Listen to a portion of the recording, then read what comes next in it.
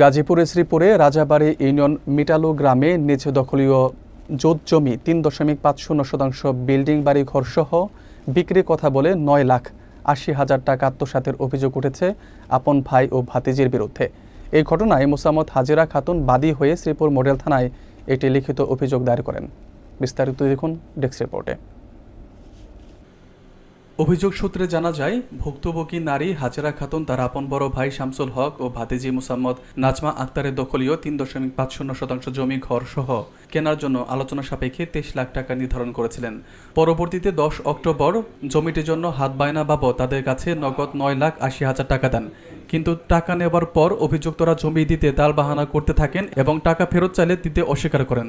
বিষয়টি স্থানীয় গণ্যমান্য ব্যক্তিদের জানানো হলে গত ২৫ অক্টোবর উপস্থিত সাক্ষীদের সম্মুখে একটি লিখিত অঙ্গীকারনামা দলিল করে স্বাক্ষর দেওয়া হয় যে আগামী ৮ ডিসেম্বরের মধ্যে হয় টাকা পরিশোধ করা হবে, নয়তো জমি লিখে দেওয়া হবে।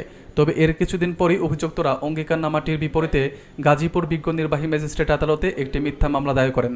ভুক্তভোগী আরও জানান, মামলার বিষয়ে গত ২১ নভেম্বর সকালে বিবাদীদের বাড়িতে গেলে তারা তাদের অশ্লীল ভাষায় গালিগালাজ করে, মারপিট করে এবং প্রাণনাশের হুমকিও দেন।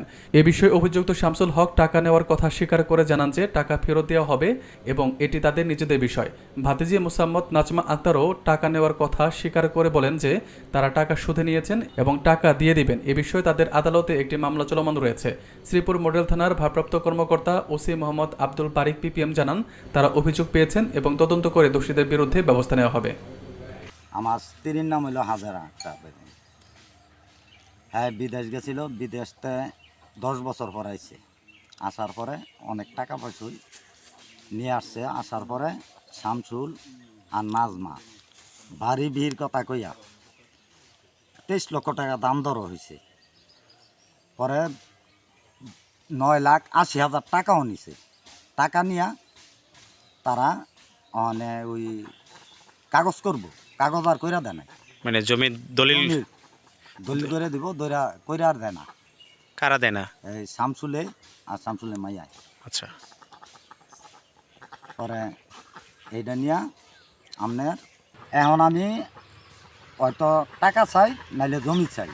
জমি যদি না দেয় তাহলে আপনার কার্যকলাপের মাধ্যমে আমি সুস্থ বিচার চাই। আমার কাছ থেকে বিদেশ আসার পরে আমার কাছ থেকে শামসুলে আর শামসুলের যে নাজমা 9,80,০০০ টাকা নিছে বাড়ি বিক্রি করার কথা দিয়া। তারপরে এখন বাড়ির জমিনও দলিল করে দেয় না, আর বাড়িও দেয় না, টাকাও ফেরত দেয় না।